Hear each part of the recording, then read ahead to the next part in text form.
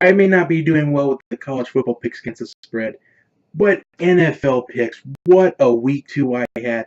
3-1. I needed a week like that after a bad week 1, which brings my total for the first 2 weeks of the season with a record of 4-3-1, and that is equivalent to a 50% accuracy. That's just a week I needed. I told you I was going to respond, and I responded in a big way, just like I always do. And that's why you keep watching, because you like seeing the response. Honestly, I love having bad weeks. That way I can just pick with a chip on my shoulder and just say I'm going to respond and then respond. I honestly like doing that. However, I don't like to have bad weeks often. Hopefully we can have 2 good weeks in a row. Hopefully the momentum from week 2 carries on into week 3. The only one I missed, I thought Carolina +6 was going to be kind of a good pick, but the Falcons, despite not having Freeman, Neal, and Deion Jones, they still managed to cover their 6-point spread, and they still managed to win the game. Well, not really win, they just dominated the game. Look at the scoreboard for you. Atlanta was the better team on all sides of the ball. Maybe if Cam Newton didn't throw that interception late in the game, maybe they could have kicked a field goal and they could have covered or something. Well, it's nothing to dwell over. I'll take the 3-1 record. We will move on to week 3.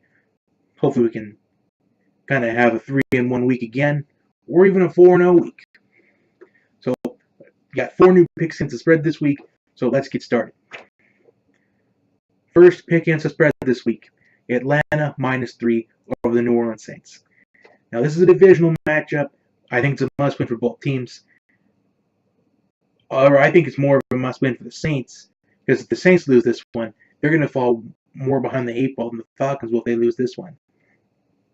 So it's a definitely must-win for both teams. For New Orleans, because they don't want to fall to 1-2 after week 3, and 0-2 in NFC South play. And the Falcons don't want to lose this one, because it's nearly impossible to beat the Saints in New Orleans, despite the Browns becoming close to doing it if it weren't for special teams. For some reason, the Falcons just never seem to play well in New Orleans. So Atlanta +3. It seems like the Falcons seem to win when they feel like they have to. In the regular season, that's neither here nor there. They can only accomplish that in the regular season, and this is the regular season. So Atlanta -3, despite not having Keanu Neal, Deion Jones on defense, and not having Devonta Freeman at running back. I think Tevin Coleman's going to shine in this matchup. I think Matt Ryan's going to kind of pick up where he left off last week.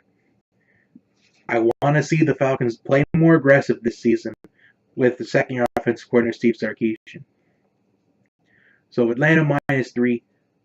I think they're going to feed off the home crowd energy, kind of like last week, because they seem to be a much better team at home than they are on the road. So Atlanta -3. First pick of the week, locking it in. Second pick of the week, some of you might think that it's a little bit risky. Others might think it's not, depending on how you're looking at it. But the Denver Broncos at +5.5 over the Baltimore Ravens. Now, I know what you're thinking right away. In the 2 wins the Broncos have this season, Case Keenum's had to come through in the clutch in the 4th quarter. And they've only won their 2 games so far by a combined total of 4 points. And some of you are probably thinking that this is too many points to pick the Broncos, because this is a bigger spread than they've won in their 2 games combined. But the Ravens, they kind of showed who they were on Thursday night. They kind of got pushed back to reality. The Ravens just got pushed back to the inconsistency that they've had ever since the run to the Super Bowl, which feels like almost a decade ago, even though I know it wasn't. Just by the way the Ravens have been ever since that, it just felt like a decade ago. So Denver +5.5. I think Denver's really improved that defense, especially drafting Bradley Chubb. I think they can get to Joe Flacco. I think this is Joe Flacco's last year in Baltimore, if we're being honest. So there's pressure on Joe Flacco to perform well for Baltimore this season. But I just think Denver, riding the momentum of those 2 wins, coming through in the clutch, I think Case Keenum will play good enough where he doesn't have to come through in the clutch in the 4th quarter. So second pick of the week, the Denver Broncos plus 5.5, locking it in. Third pick of the week, the Green Bay Packers -3 over the Washington Redskins.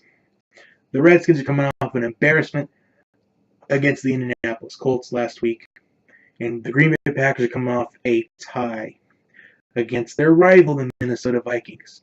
And you saw how Aaron Rodgers looked on the sideline at the end of the game. He looked very angry. And the last thing these Redskins want to see is an angry Aaron Rodgers coming into their town. That's the last thing they want to see. So Aaron Rodgers, I think, is going to light up this Washington Redskins defense, as the Redskins defense has shown inconsistency after inconsistency year after year. So my third pick of the week, the Green Bay Packers -3, locking it in. And my final pick against the spread this week, the New England Patriots -6.5 over the Detroit Lions. I know this is another road game for the New England Patriots. They're playing in Ford Field Sunday Night Football. I know New England has that inconsistency on the offensive line.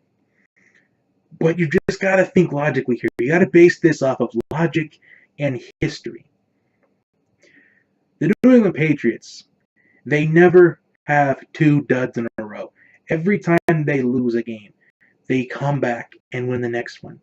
Occasionally in dominating fashion, occasionally they do enough to get the job done. And with the way Matthew Stafford has been, I think that the Patriots can actually win this one in dominating fashion. Maybe not necessarily dominating fashion like 42-10 or 49-13. Maybe by about 13 points. And 13 is much bigger than 6.5, so I am comfortable making this pick for New England -6.5, locking it in.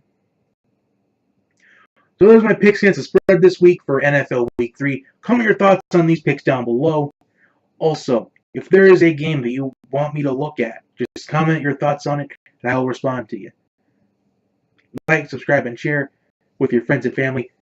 Honestly, show them last week's, actually. Like, share that one, too, because I did really good last week. And share this one, too, if I go 4-0. I don't mean to be overconfident, but I think I'm going 4-0 this week. So, see you next time.